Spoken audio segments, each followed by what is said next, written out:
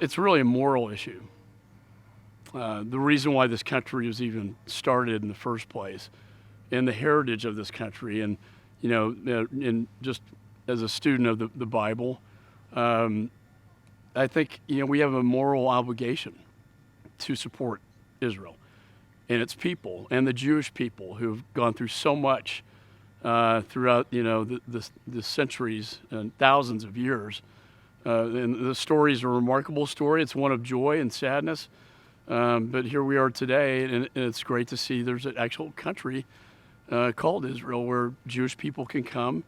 But to see the neighborhood around it and the hatred and the terror attacks, even meeting with the Palestinian Authority, their view of Israel, and to see Lebanon being turned into a terror operation with Hezbollah and Iran, to me, it's kind of like standing up for your kid brother when a bully's hitting them. Standing up for what's right. And that's why I think we all feel compelled by the story and compelled to defend Israel. And I think that gives us a sense of pride.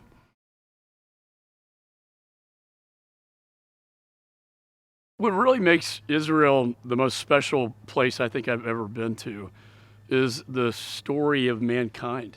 It really brings together, the Bible. You have 3 continents that join here.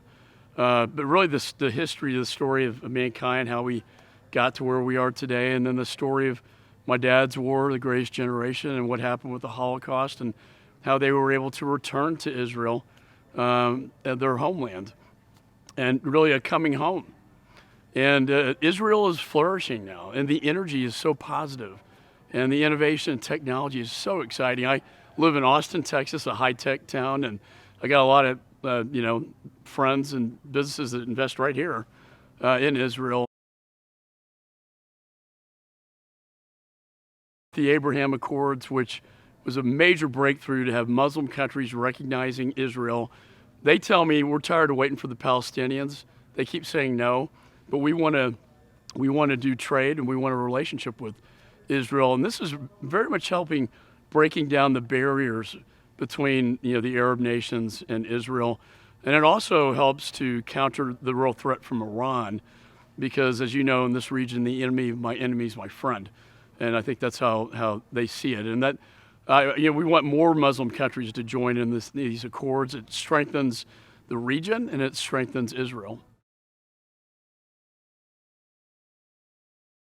What do we get from Israel? We don't really ask for anything, but we want to do the right thing by Israel. But I think the technology advances that we make together, when I chaired Homeland Security, I got an MOU signed between Department of Homeland Security and Israel on cybersecurity. So you got the Ben Gurion University, which is like Silicon Valley military and a university where it's like an incubator for innovation and technology. And the amount of investment in Israel right now from the United States, but other countries as well, on technology is a great synergy between our nations. And what do we get out of it? We're standing up for the only democracy in the Middle East. And we're standing up for democracy that is on a daily basis under attack by primarily Iran, but other terrorists. Iran is an adversary of the United States, an adversary of Israel, frankly, an adversary of Saudi Arabia. And I hope one day Saudi Arabia will join the Abraham Accords as well. And I want to thank AIPAC's Education Foundation for hosting this. It's so important for members of Congress to come to Israel to see it. Really, you can't quite understand it until you come over here, see the size of the country and the threats that are surrounding the state of Israel, and then talk to the leadership. It's just invaluable. And every member comes back feeling like they learned so much. And it helps us as policymakers, particularly when it comes to funding.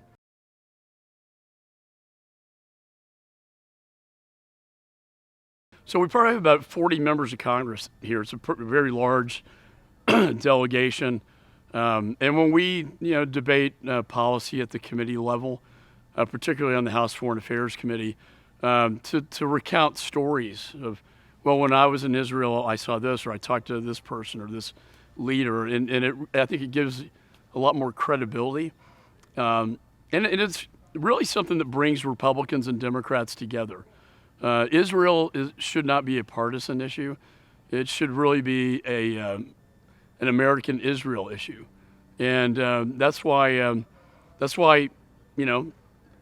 AIPAC and the Educational Foundation has so much broad-based support on both sides of the aisle. And I think it's really important that we maintain that in the Congress, because Israel's not a Republican or Democrat issue. It's a United States alliance with the only democracy, quite frankly, in the Middle East.